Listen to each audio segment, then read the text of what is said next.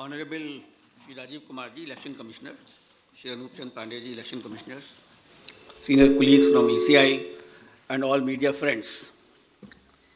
First of all, I welcome you all to this press conference. As you are aware, that the term of legislative assemblies of Goa, Manipur, Punjab, Uttarakhand, and Uttar Pradesh are due to expire in this year on March 15th, March 19th, March 23rd, and again March 23rd and May 14th, respectively.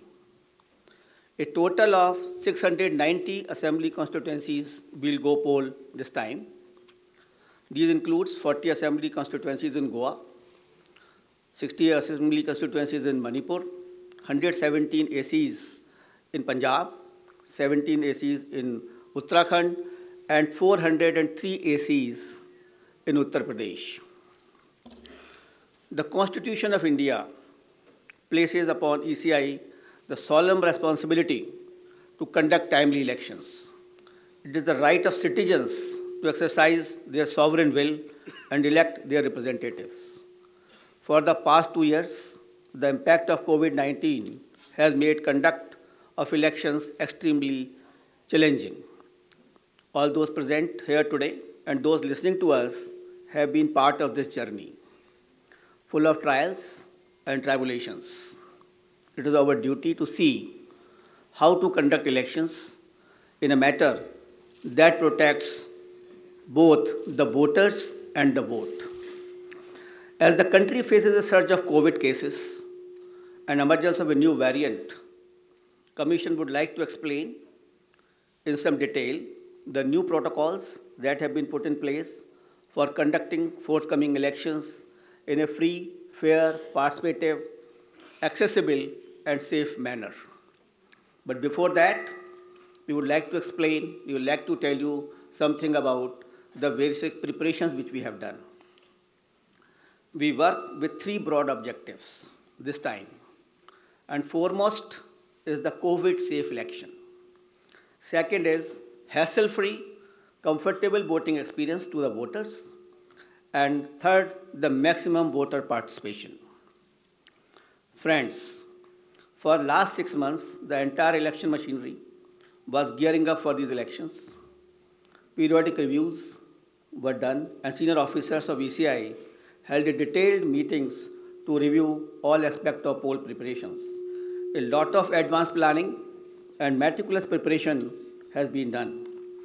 In the month of December 2021, Commission visited the poll-bound states to review poll preparedness, and we also had a virtual meeting with the political parties of Manipur and their officers. We discussed with various political parties and elicited their views and suggestions.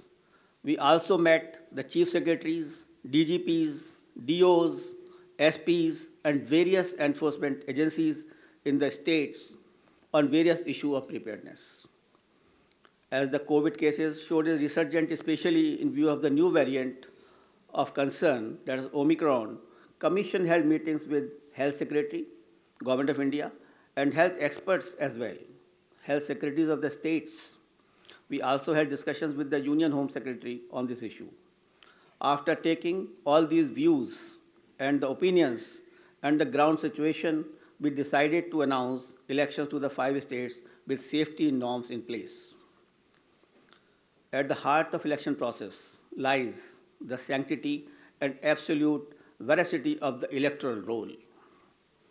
Subsequent to the recently conducted special summary revision exercise, the final electoral roll has been published on 5th January 2022 with 1st January 2022 as a qualifying date and is available to all political parties.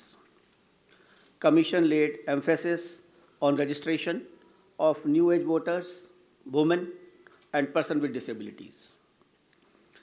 A total number of 18.34 crore electors, including service voters, will take part in this election, out of which 8.55 crore are women electors. As a result of the hard work done by our officers in the field, we have some very encouraging figures to share with you. And there was a lot of emphasis on increasing the gender ratio. That is, the women's participation in electoral process.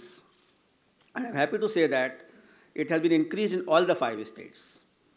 And as compared to the last assembly elections, and with Uttar Pradesh witnessing the maximum increase of 29 points, followed by Goa 24 points, Manipur 19 points, Uttarakhand 18 points, and Punjab 10 points.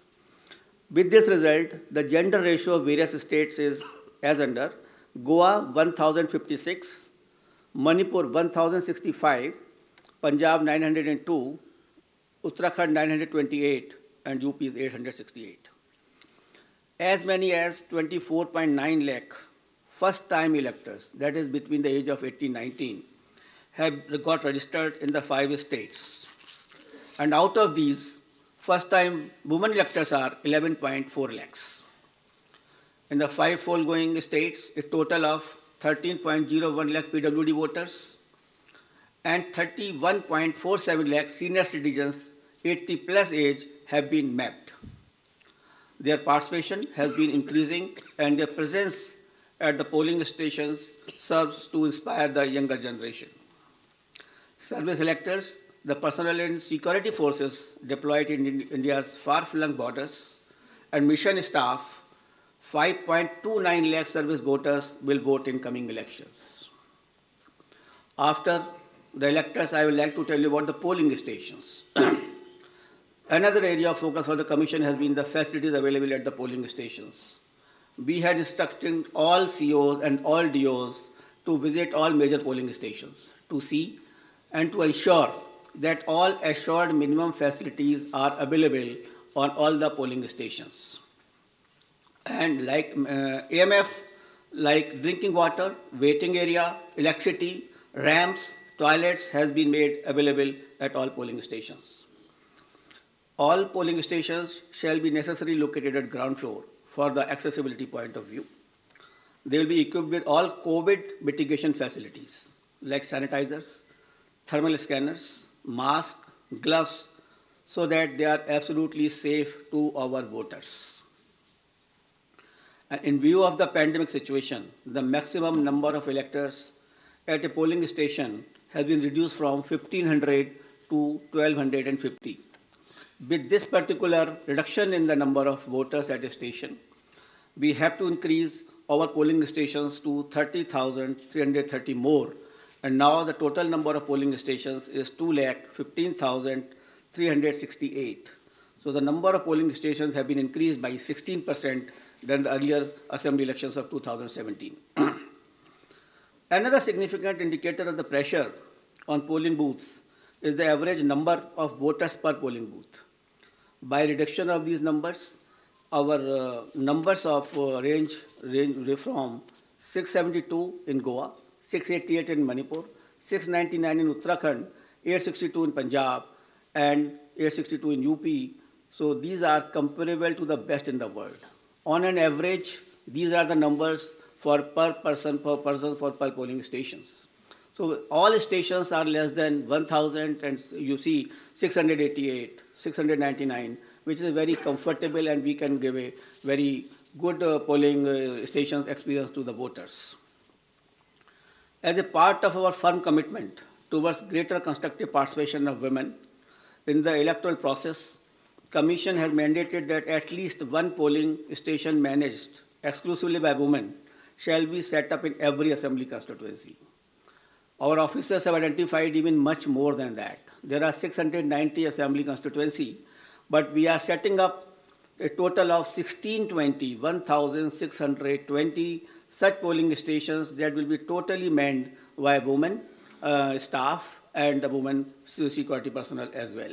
This will definitely empower the women, will set an example for others. The women can come freely to cast their votes without any hesitation and without any problem. Similarly, some polling stations will be exclusively managed by persons with disabilities. That will also give a sense of confidence to the persons and an inspiration to others. We have made special arrangements for PWDs. Commission is truly committed to ensuring a comfortable polling environment to persons with disabilities. They shall be given priority for entering polling booths, provision made for designated parking spaces close to the entrance of polling stations. Volunteers shall be available to facilitate PWDs. Wheelchairs will be arranged. All polling stations will be having a gentle ramps so that there should be no problem to our persons with the disabilities. We have made arrangement for the postal ballot facility for absentee voters, and three types of absentee voters have been identified. That is the senior citizens with the age above 80 plus, the PWDs with the benchmark disability, and those who are COVID affected. A polling team consisting of two polling officials along with a videographer and security will then go to electors' house along with the voting compartment and get the electors to vote on the postal ballot. That is just like ECI at the doorstep of the voter. Candidates will be provided a list of such electors along with route chart and a schedule so that they may send their representative accordingly. Therefore, there is absolutely transparency as far as this absentee voter is concerned. We have also given a facility of online nomination to the candidates. This is an optional facility, and we would like the candidates should use this facility so that the physical contact can be reduced and online facility can be fully utilized by the candidates who are coming for contesting the poll. And friends, another important issue is the candidates with the criminal cases. Each and every voter has a right to know the background of the candidate. Among other measures to ensure ethical elections, emphasis is also given on mandatory publicity of criminal antecedents. Candidates with criminal antecedents are required to publish information in this regard in newspaper and through television channels on 3 occasions during the campaign period.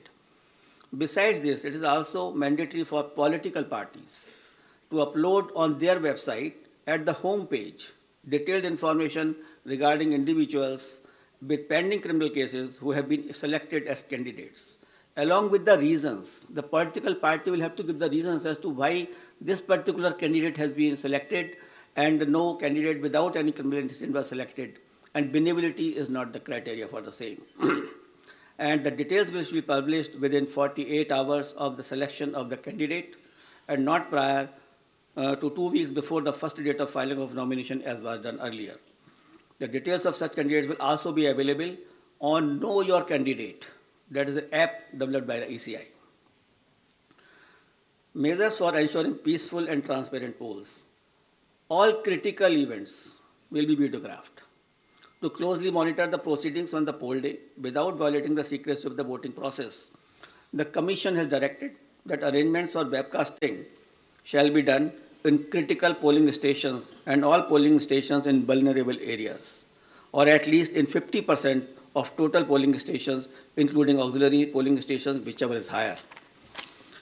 We have seen the preparations of the officers in this regard. The officers have been guided that absolutely on objective criteria, the critical stations and the vulnerable areas should be selected. And I'm happy to say that at least more than 1 lakh polling stations across the 5 poll-bound states, which is roughly 60% of all polling stations, are covered by webcasting. To ensure further transparency, the officers of the civil services drawn from IAS, IPS and IRS and other account services shall be deployed as central observers in the coming elections. Nearly 900 observers, general observers, police observers and expenditures observers will keep a watch on every aspect of elections in the field. The special observers will also be deployed if necessary. Another important issue is the expenditure monitoring. As you are all aware that only 2 days before we have increased the limit of candidates for the ensuing elections as far as the expenditure is concerned from 28 lakh to 40 lakh. As per revised limits pertinent to these 5 elections, the limit on candidate expenditure for the state of Punjab, Uttarakhand and UP will now be rupees 40 lakh, and for Goa and Manipur it shall be rupees 28 lakhs. And this is also has been increased in view of keeping the digital modes of communication and the campaigns.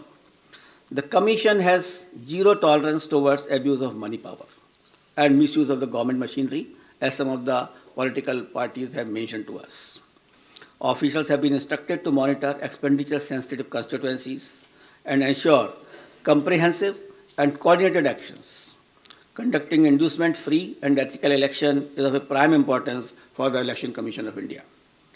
Commission, wherever had gone to all the 5 states, held meetings with all enforcement agencies, whether it is from income tax, the DRI, the excise department, the railways, the airport authorities. All enforcement agencies were met. We met all the enforcement agencies. We saw their positions. We directed them that no illegal money, no illegal, this alcohol or any freebies or drugs can be distributed. They will have to, increase their efforts in this regard. We had monitored the seizures which were made by them so far. We have asked them to expedite the seizures. We have asked them to block the flow of liquor into their states which are coal bound. So a comprehensive plan has been prepared by them also. And again, when we will go, we will have to examine it. We have to see that we are absolutely for inducement-free elections in all the 5 states. Voter EVMs in all the polling stations, the EVM and VVPAT will be utilized, and Commission has already made arrangements to ensure availability of an adequate number of EVMs and VVPAT for the smooth conduct of elections. I'll also mention about the important IT tools which are important for the election purposes. And the first is the Suvidha app, which has been developed for all political parties, and they can fix their campaign areas. They can ask for the grounds through that app. They need not to require to go to any place, to the DO's office, or there is an app on which they can directly apply. And the PWD app is also there for the person with disabilities, and definitely they can ask for the wheelchair, the free transport facility, and other whichever facility they require, so that they can facilitate their movement to the polling stations. An important app is the C-Vigil application. We would like, for any election purpose, it is Jan Bhagidari, the pupil participation, which is important for any good election. Therefore, the C-Vigil app should be used by all persons, general public, the voters, and that particular app can be downloaded, and any incident of violation of MCC, distribution of freebies, distribution of money can be uploaded on that. You just take a picture, click it, send it. And within 100 minutes, the Election Commission of India's officer will definitely reach to that place, because automatically latitude and longitude are available with us on that particular thing. உடனுக்குடன் செய்திகளை தெரிந்து கொள்ள Sun news bell ஐகானை click பண்ணுங்க.